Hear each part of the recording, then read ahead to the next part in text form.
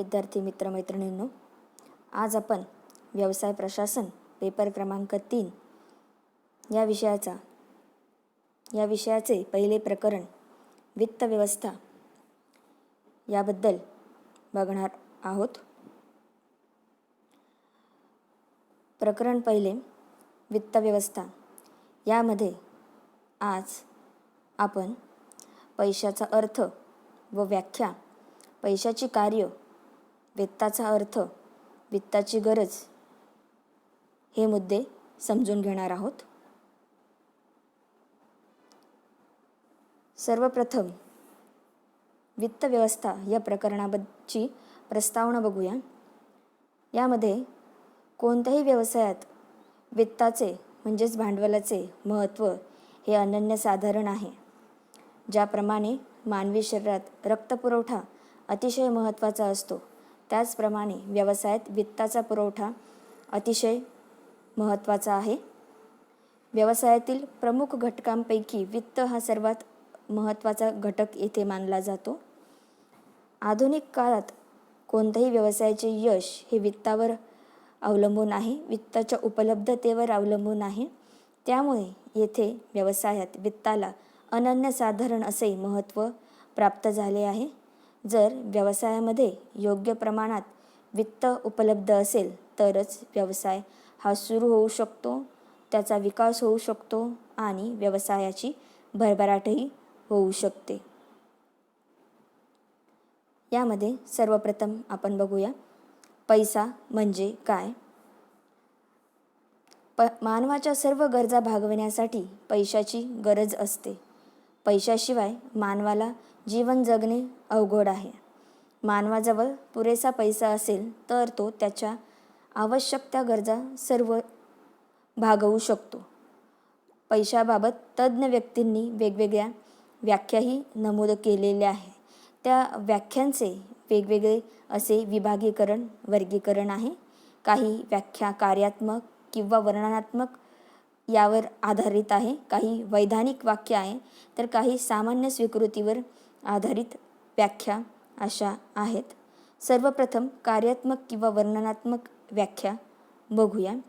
यामध्ये प्राध्यापक काउथर यांनी सांगितल्याप्रमाणे यांच्या मते जी वस्तू सर्वसाधारणपणे विनिमयाचे माध्यम म्हणून स्वीकारली जाते आणि त्याचबरोबर मूल्यमापनाचे व मूल्य संचयनाचे काम करते तिला पैसा असे म्हणतात। यामध्ये प्राध्यापक काउथर यांनी पैशाचे दोन मुख्य कार्य सांगितलेले आहे, जे आहे मूल्यमापन व मूल्य संचयन। या दोन कार्यांवरती ही व्याख्या भर देते आहे। दुसरी आहे वैधानिक व्याख्या। प्राध्यापक हॉटरे यांनी ही व्याख्या नमूद केलेली आहे। ते म्हणतात की पैसा ती वस्तू आहे की जी स्वीकार करण्यासाठी प्रत्येक व्यक्ती बद्ध असते अथवा जिला सरकारी चलन किंवा पैसा म्हणून घोषित केले जाते। येथे पैसा हा सर्वजण स्वीकार करू शकत आहे, कोणी पैशाचं चलन नाकारू शकत नाही आहे। ते सरकारी चलन म्हणून घोषित केलेले असते असे प्राध्यापक हॉटरे वैधानिक व्याख्यामध्ये सांगता आहे। त्यानंतर सामान्य स्वीकृतीवर आधारित व्याख्या। यामध्ये प्राध्यापक केंट यांच्या मते पैसा अशी कोणतीही वस्तू आहे की जी सर्वसाधारणपणे विनिमय माध्यम अथवा मूल्यमापनाचे साधन म्हणून वापरली जाते व जी सर्वसामान्यांकडून स्वीकारली जाते। यामध्ये प्राध्यापक केंट असं म्हणत आहेत की विनिमयाचे माध्यम, देवाणघेवाणीचे माध्यम म्हणून पैसा वापरला जातो, स्वीकारला जातो। मूल्यमापनही पैशाच्या माध्यमातून केले जाते आणि सामान्यांकडून पैसा हा स्वीकारला जातो, तो सर्वसामान्यपणे वापरला जातो।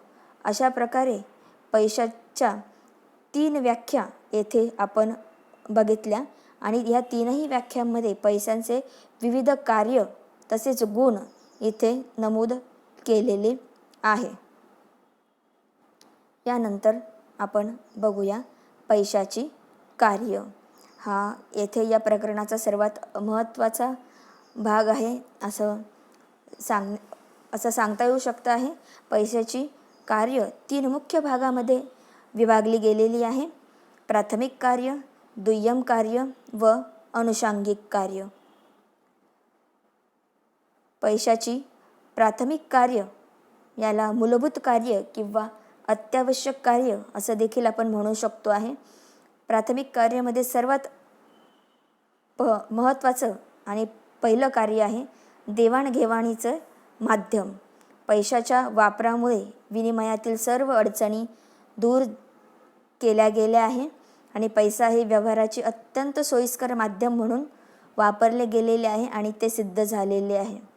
देवाणघेवाणीसाठी पैसा हा सोयीस्कर आहे. सहज आणि सोप्या पद्धतीने तो हाताळता येतो आणि वापरता देखील येतो.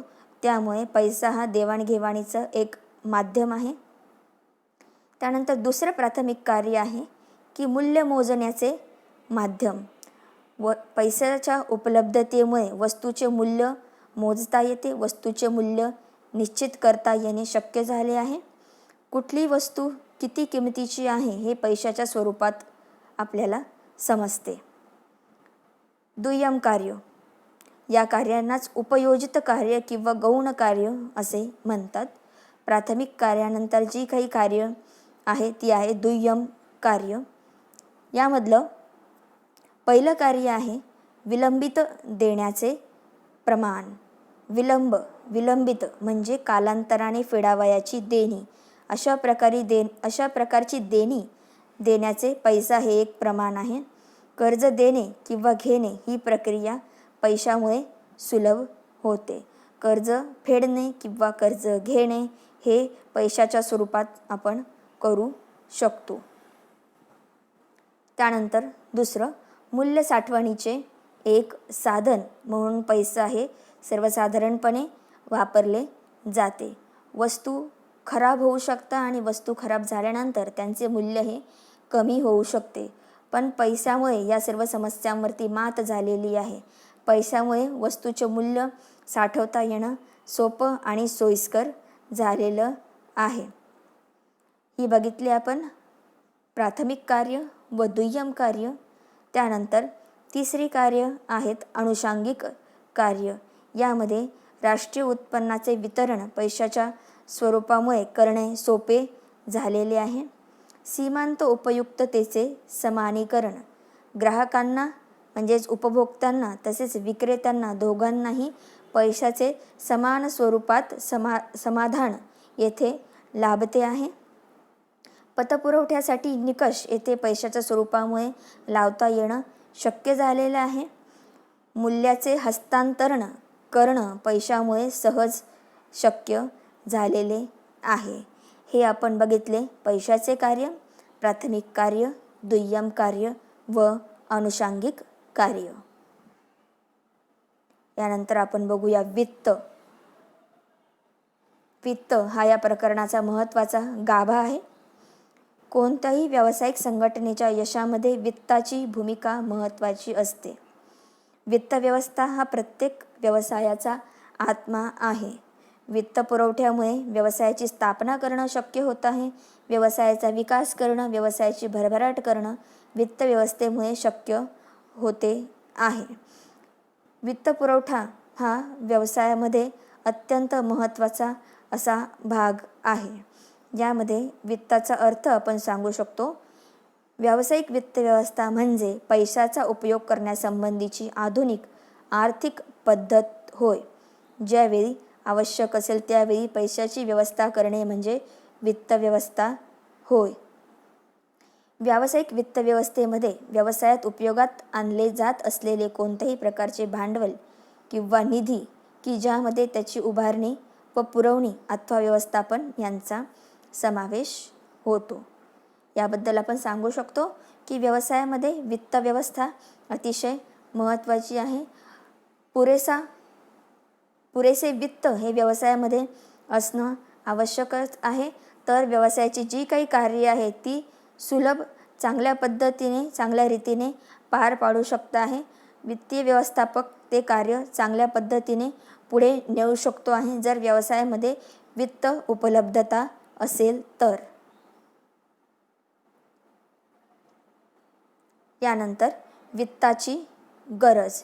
व्यवसायामध्ये वेगवेगळ्या कार्यांसाठी, वेगवेगळ्या कामांसाठी वित्ताची गरज आवश्यक आहे. वित्त तेथे गरजेचं आहे. वित्ताच्या गरजमध्ये पहिला मुद्दा आहे प्रवर्तक वित्तपुरवठा. येथे नवीन व्यवसाय सुरू करण्यासाठी, पूर्वतयारीसाठी, कागदपत्रे तयार करण्यासाठी अशा प्रवर्तक वित्तपुरवठ्याची गरज असते. जेव्हा नवीन व्यवसाय सुरू करतो तेव्हा सुरुवातीलाच वेगवेगळ्या कायदेशीर पूर्तता करण्यासाठी प्रवर्तक वित्तपुरवठा हा आवश्यक असतो.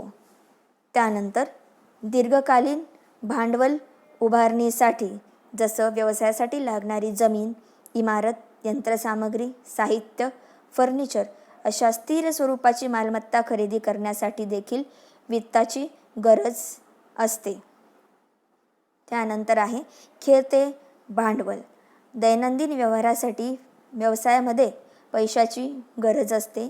कच्चा माल खरेदीसाठी, तयार मालाच्या साठवणुकीसाठी, वेतन देण्यासाठी, वीज बिल, पाणी बिल, भाडे अशा नियमित खर्चासाठी खेळते भांडवलाची आवश्यकता व्यवसायामध्ये असते. त्यानंतर आहे विकास वित्तपुरवठा. विकास कार्यासाठी निधीचे नियोजन करणे हा व्यवसायाचा महत्त्वाचा असा भाग आहे. व्यवसायाच्या विस्तारीकरणासाठी, आधुनिकीकरणासाठी विकास वित्तपुरवठा गरजेचा असतो. व इतर वित्तपुरवठा जसे कर भरण्यासाठी, व्याज व लाभांश देण्यासाठी आणि वेळोवेळी जो काही खर्च निघेल तो खर्च भागवण्यासाठी वित्तपुरवठ्याची आवश्यकता असते. ह्या आहेत वित्ताची गरज, व्यवसायामध्ये वेळोवेळी लागणाऱ्या वित्ताची गरज. अशा प्रकारे आपण या पहिल्या प्रकरणामध्ये आज पैशाचा अर्थ, व्याख्या, वित्ताचा अर्थ, वित्ताची गरज हे येथे बघितलं. विद्यार्थ्यांना नक्कीच लक्षात आलं असेल. जर त्यांना कुठलीही मुद्दा लक्षात आलेला नसेल किंवा त्यावरती त्यांना जर काही शंका असेल तर ते चॅट बॉक्समध्ये प्रश्न विचारू शकतात. धन्यवाद.